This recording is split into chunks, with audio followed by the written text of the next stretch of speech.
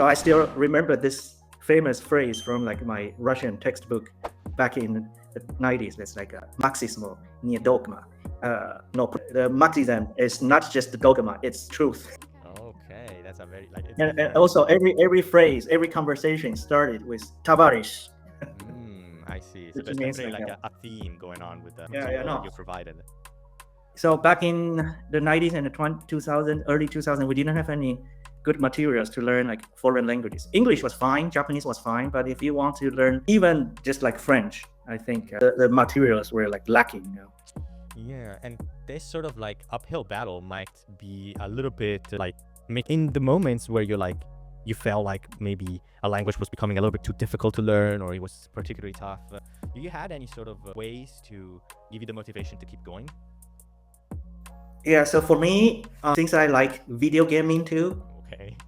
right? So one of my strategies, if I cannot do immersion, like interact with real people, then I would change my video games language into my target language. For example, right now in Latvia, I'm also kind of reviewing my Russian, but not seriously. So I installed the Russian versions of some of my favorite games into my computer, so I can play them in Russian. That's a very powerful strategy. A lot of people use it with like watching Netflix and movies. So people usually forget about the power of video games, especially because you get the written part, you get the spoken part, you get the the utility part menu. So you get a very, I'd say, versatile method of learning languages. Yeah. That's But honestly, I don't. Please.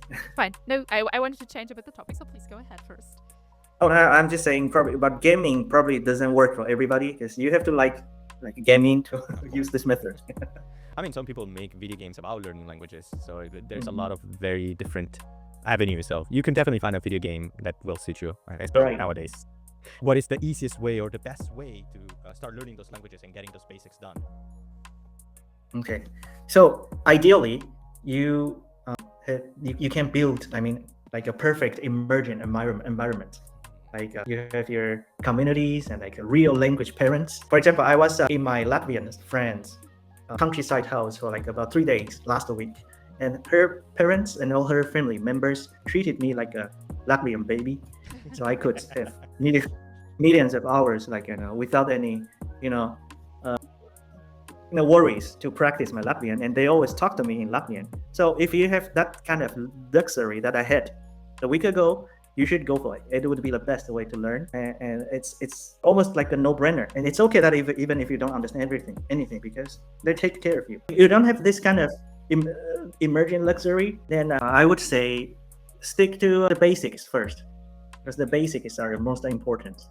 What people usually say and what you need for your daily life. Don't go into the difficult part first. That's not interesting, and in the long run, I don't think it's a good strategy. And I don't do hacks. Yeah.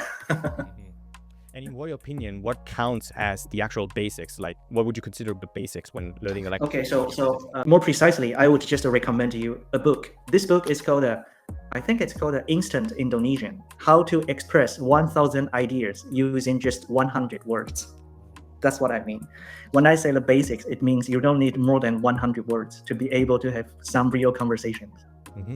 That's a very interesting way. I might as well go check it out, because I never heard of this book before, but I heard that Indonesian specifically is a particularly interesting language when it comes to learning. Yeah, but it's actually not about Indonesian. It's about the concept. You only need 100 words to express almost everything. Wow. Okay, definitely recommended for sure. Do you have any tip for somebody who wants to learn, for example, Taiwanese? What would you tell them?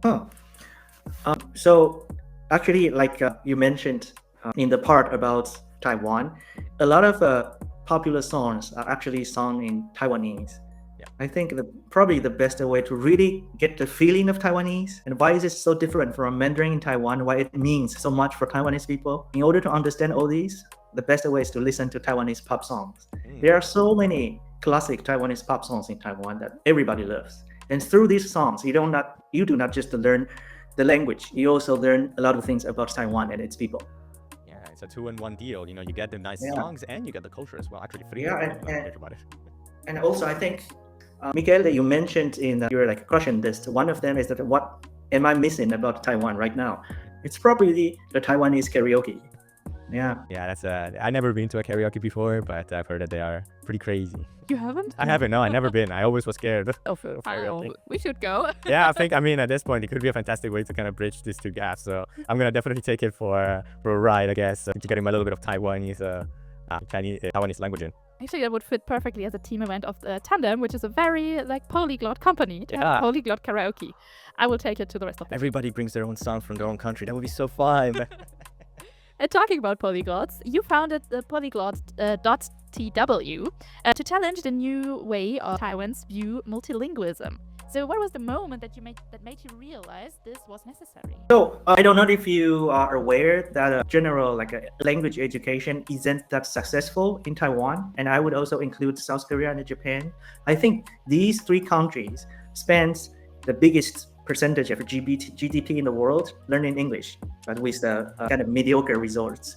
So one way to approach kind of like failing English education in Taiwan for me is through multilingualism. People are not having good results for many reasons, but one of them is lacking of this multilingual concept or ideology. So through founding Polyglot.tw, I wanted to change how people think about languages.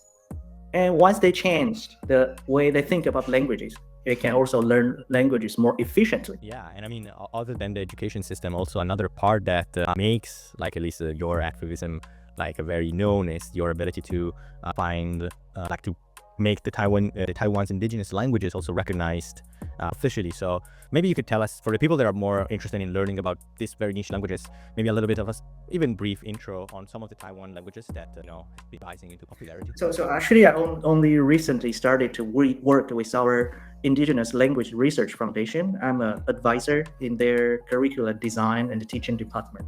So I wouldn't say that I helped the changing the laws and everything.